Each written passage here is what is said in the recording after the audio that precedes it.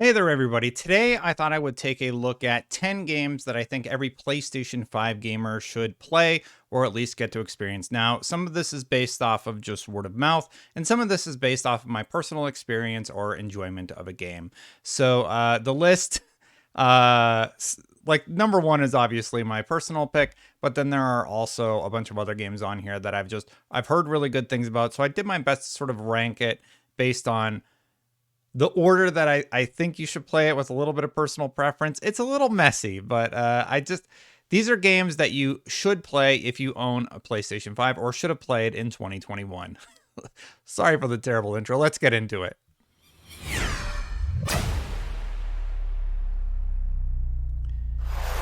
Before we get into the list, of course, I have to ask that if you like these videos, please consider hitting subscribing, hitting that bell to know when they go live. So the number 10 entry is actually one that I personally didn't like that much, but it is on a bunch of Game of the Year lists, and that is Deathloop. Deathloop had some really interesting shooting mechanics.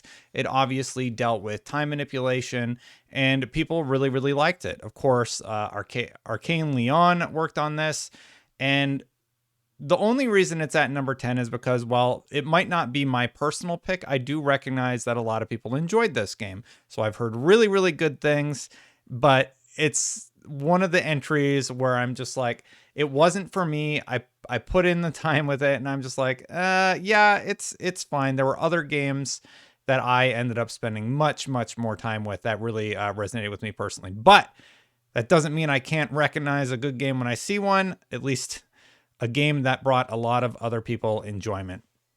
So be sure to check out Deathloop. Next one in a similar boat. It's one that I played when it originally came out. I played it a whole bunch. And then later on, I briefly revisited it when it came to PlayStation 5. And then the director's cut came out. So Ghost of Tsushima, obviously, gorgeous game from Sucker Punch Studios. Everybody loves this one. And the director's cut came out in 2021 to PlayStation 5. Now, if you've never played Ghost of Tsushima, you should absolutely, absolutely get the director's cut version. It adds things like 4K resolution. It adds, the controller features and audio features. It also has the Icky Island DLC, so you're able to experience everything that Ghost of Tsushima has to offer to date. And the game is just downright phenomenal. So be sure you check out Ghost of Tsushima if you haven't yet. It is one that I would highly, highly recommend anybody plays, or if you own a PS5, you should just own this game, period. So that's that game. And yeah, so the next one. Okay, good. We're finally in the games where I played a substantial amount of time. And this one is going to be all about Death Stranding. So Death Stranding was a game where I did not think I would like it. I was really unsure about it. All I had heard is that it was a walking simulator, basically, where you deliver packages. I I get why people said that, but I ended up really, really liking this one. I played it a ton. The social interaction aspect allows you to complete objectives or complete roads and such with the help of people from the community. And I really, really had a good time just sort of exploring these worlds and figuring out the ins and outs of each map and where you can go and how to traverse the world. Get a big truck and do all the package deliveries. I got really obsessed with the deliveries. I got about, I don't know, maybe 70%, 60, 70% through the game, I think. And I got to the snow area, basically. And I know that's fairly far along. But I made a mistake and I traversed through like the most difficult portion of the game. But anyway, the director's cut came out this year and they made some improvements to the game, including, 60 FPS and, the higher resolution and all that good stuff. And I actually really, really enjoyed my time with Death Stranding. I almost said Ghost of Tsushima. So I was very surprised for it pleasantly. It's very unique. And Kojima does this amazing job of really any world that he creates, he makes you believe that it's all the mechanics of the world make sense. If that's makes if that makes sense to you. Basically, all of the stuff is pretty well explained, and he kind of talks about like why Sam Bridges needs to have his blood removed or his urine removed, and how that can be used in your weapons, and how all of these different people are working together to uncover the mysteries of this place. It was a pretty good game. I had a lot of fun with it. I need to go back to it. I want to 100% it. And yeah, definitely a game that you should not miss if you own a PlayStation 5. Next one's cross-platform. I have a few cross-platform entries on this list, but Back for Blood was one I didn't think I would like, but I ended up playing through about half the campaign with colleagues, and I really, really like this. It is Left 4 Dead. It's by former Left 4 Dead people. It's really scary and creepy, so it's like a zombie game, but Back for Blood is one that you absolutely should not miss if you're looking for just a great co-op shooter. Play Back for Blood. It's a lot of fun, especially if you like Left 4 Dead. What else do we have on here? Oh, a surprise entry from me.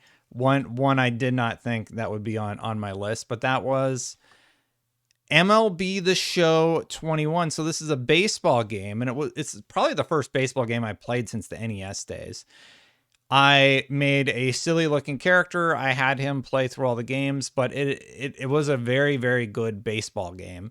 It does a good job with having arcadey type mechanics if you're more of a new player, and more difficult mechanics if you are a seasoned veteran of the series. MLB The Show surprised me.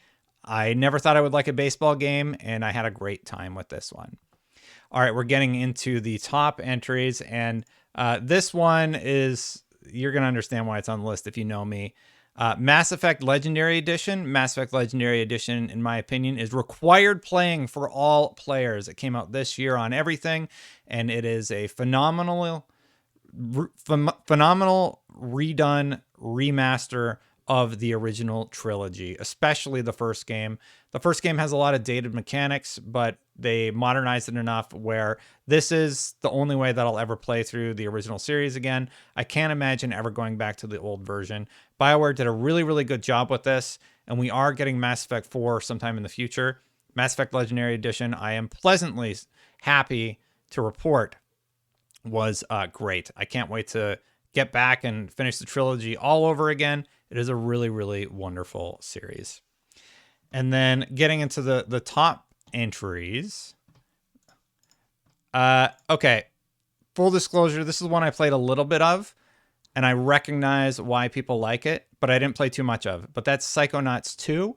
I think this one, I've heard enough good things that I'm like, okay, I understand why this game is great and appeals to a lot of people. So this is number 4 on my list. I highly, highly recommend people play Psychonauts 2. If you ever had the chance to, it's from Double Fine. It just does a lot of stuff with perspective. It does a lot of stuff with hopping into people's minds and altering their perceptions and uncovering memories that they have deeply recessed within their mind to uncover puzzles. It's a fun game. It's definitely charming, and it is one that I would say I'd say required playing in 2021, even if it's just a little bit to see if you like it or not. The next one, what else do I got here? Another PlayStation 5 entry. I might have to do this a little differently. This feels a little clunky. But anyway, Kena, Bridge of Spirits. This game ended up winning a lot of rewards. A very small team. Obviously, great art style. It is not easy from what I heard. This is one that I'm putting on the list due to word of mouth. I highly recommend playing it. It is on a lot of these are just on my backlog. Like, I just have to get to them. So Kena, Bridge of Spirits, wonderful game. Gorgeous art style. I love games like this they just go for an art style. They rock it. It's difficult, and it's a game that everybody was raving about this year. The last 2 entries on my list are... I can't do top 10s this way. I'm just trying to do my best here, everybody. Okay, so number 2 is Ratchet and Clank Rift Apart. Now, I know this is going to be a lot of people's number 1 for the PlayStation. This is a game every PlayStation 5 owner should own, and every PlayStation 5 owner should, at a bare minimum, play. It did a lot with helping Insomniac push the boundaries of what is possible with character models, what is possible with the mechanics of the hardware. People talked about the portal system and how it's almost a little bit of a trick, but the fact that they had everybody talking about it is what's more important, because it was such a fun gameplay mechanic, and the way they utilized it had a lot of people having a blast with Ratchet and Clank. Ratchet and Clank is always going to be one of my favorite series of all time, and this, from a technology perspective, was just incredible. It was an incredible game to come out at the beginning of the year, and you should absolutely play it. My number one entry is probably not going to be a surprise to anybody who's heard me talk on this channel, because I've been raving about it all year. It had some minor setbacks at launch, but the one game that I think everybody should absolutely play on the PlayStation 5 is Returnal. Returnal was an incredible experience. I love how difficult it was. I like that it challenged you and pushed you to get better and learn the mechanics of the game. You play as this, I don't know, we'll call her astronaut, who crashes on an alien world, and she's basically stuck in a time loop where time will reset every time that you die. The weapons are a ton of fun. The mystery of the world is really, really interesting. You get sort of these audio logs where you can uncover more and more about Celine and what has happened on this planet. Please give this game a chance. It was from Housemarque. Housemarque was shortly thereafter acquired by Sony. They are known for bullet hell shooters, and this is sort of their first one where they went into third-person perspective to try it out. It is fast. It will really challenge you to master the mechanics of the game and know each of the weapons that you're picking up and their strengths and weaknesses. It's also a little creepy and a little scary. It had some serious problems with deleting saves and issues at the beginning of the year, but this will go down in time as a game that I will always remember playing and absolutely adoring. In my opinion, it is just a game you have to play on a PlayStation 5. Period. If I only recommended one game on this list, I'd be like, you have to play Returnal. If I could only recommend one, it would be Returnal, and it is my personal game of the year. I adored this. I didn't platinum it because there was a weird thing with the audio logs that where I just can't get them all. But yeah. Great game. Play it. Definitely my pick for its potential game of the year regardless for me. So excellent game. That was my clunky best PlayStation 5 list of 2021. Thank you so much for watching. But I love a lot of the games on this list. A lot of these are word of mouth, as a reminder. But some of my personal picks: Returnal, absolutely. Ratchet and Clank, absolutely. I would say Mass Effect Legendary Edition is a must-buy. Back 4 Blood is a lot of fun, but it's a little lower on my list. And then Death Stranding and Ghost of Tsushima. I don't care how you play those, if it's the PlayStation 4 version or the PlayStation 5 Director's Cut version, just play those games. They're great. Hey, thank you so much for watching. Please consider subscribing, hitting that bell if you like my sort of rambly videos. Thank you so much to everybody who has subscribed this far. If you would like to become a member, memberships are turned on. Thank you so much to all of the members who have supported this far. I'm going to get out of here. I'll see you for the next time. Bye, everybody.